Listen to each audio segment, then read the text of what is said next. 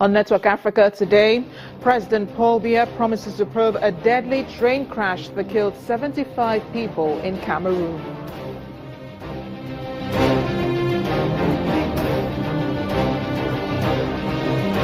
Protests turned more violent in the Central African Republic as UN peacekeepers and armed men exchanged gunfire in the capital, Bangui.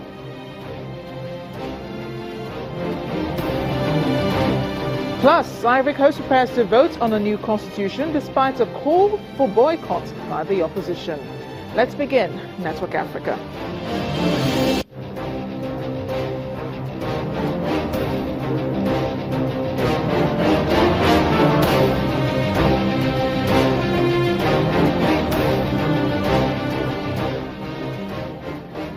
Hello everyone, welcome to the show today. I am Amarachi Ubani. Let's begin with the review of major stories that made headlines on the continent over the weekend.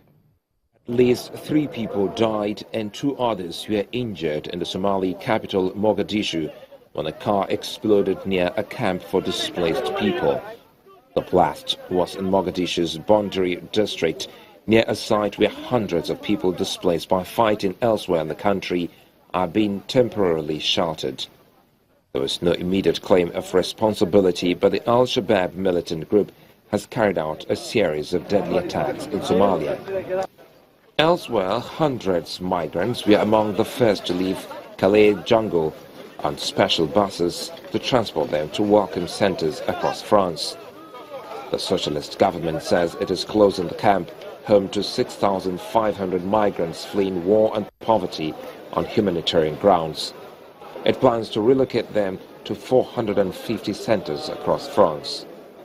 The migrants were given a choice of 2 French regions and handed a corresponding bracelet before loading their bags onto buses parked outside. Families, adults, minors and vulnerable people, including single women, were registered separately.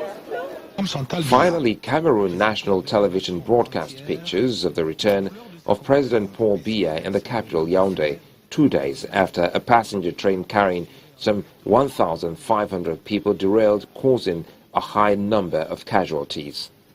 He sent a message of condolences to the families of at least 79 people killed in the crash and wished the 500 or so injured a swift recovery by his official Facebook page. The national television says rescue teams were still looking for bodies through the wreckage when they had pulled another 11 dead. At the general hospital, queues of people waited outside the morgue to find their relatives and loved ones killed on the train. Hospitals put up incomplete lists of the dead and injured outside. Many on Sunday were still unsure if their friends and relatives who had taken the train on Friday morning were dead or alive. We continue with news on that major train crash that happened in Cameroon in which 79 people were killed. The packed passenger train was said to have been carrying 1,400 people and was going from the capital Yaoundé to Douala when it derailed near the town of Eseka, causing the carriages to flip over at high speed. This happened on Friday. Witnesses said that before the crash, extra carriages had been added to the train to accommodate exceptionally high demand for the service due to the collapse of a portion of the main road linking the 2 cities after heavy rain. President Paul Biya has promised the government will investigate the cause of the crash. In the meantime, the rail operator CamRail, a unit of French industrial group Ballor, says it set up a special train service to retrieve bodies from the crash site. Hospital officials are calling for blood donations in Cameroon to deal with the high number of people wounded in that incident. Authorities put the number of the injured at 600, but report the death toll has gone up to at least 80. Cameroon is today mourning those who died, with flags flying at half-masts, and efforts are ongoing to identify the dead. Hospitals say they need at least 20,000 sachets of blood to treat the wounded. France's ambassador to the country has become one of the high-profile donors to answer the call.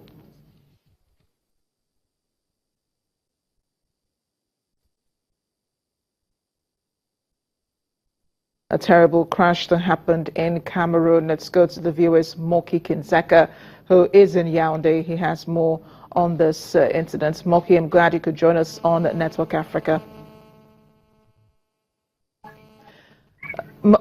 Hello, good afternoon. Oh, great. I thought we had a problem with the network there. Moki, what's the mood in Cameroon like today as it observes a day of national mourning? Yes, the day of national mourning has been observed by so many Cameroonians. In fact, they came out on the streets of the various towns and villages in the country, dressed in somber dresses. They were dressed in dark colors. Some carried candles and marched to the train station. Some and a community service with priests, pastors, imams was also organized at the center where the accident occurred last Friday. In fact, it has been a morose atmosphere. As the morning was going on, some of the people who are still looking for their loved ones who are either dead or wounded in the train accident were still busy moving from one hospital to another, moving from one mortuary to another in search of the loved ones or their corpses. I can imagine, the mood of the country, and, it will be somber, I expect. But this is the first time an incident of this magnitude, with this number of people dying at once, has happened in Cameroon, say, in the past 5 to 10 years? Yes, it is not the first time such a thing is happening in Cameroon. And apparently every 10 years, there is always an incident. Remember, about this time, some 20 years ago, there was a disaster that killed so many people. Remember also that in 1999, we also had a Fulan gas explosion. So what is peculiar this year is the fact that the only road linking the economic and the political capital, a bridge got broken, and so many people decided to travel by train from Yaoundé to Douala and vice versa. And unfortunately, the railway company increased the number of wagons, the number of cars from barely 8 to about 18. And so the 30-year-old rail line could not carry the huge number of the wagons, and the unfortunate thing happened. And then in the area where the accident occurred, it is not easy to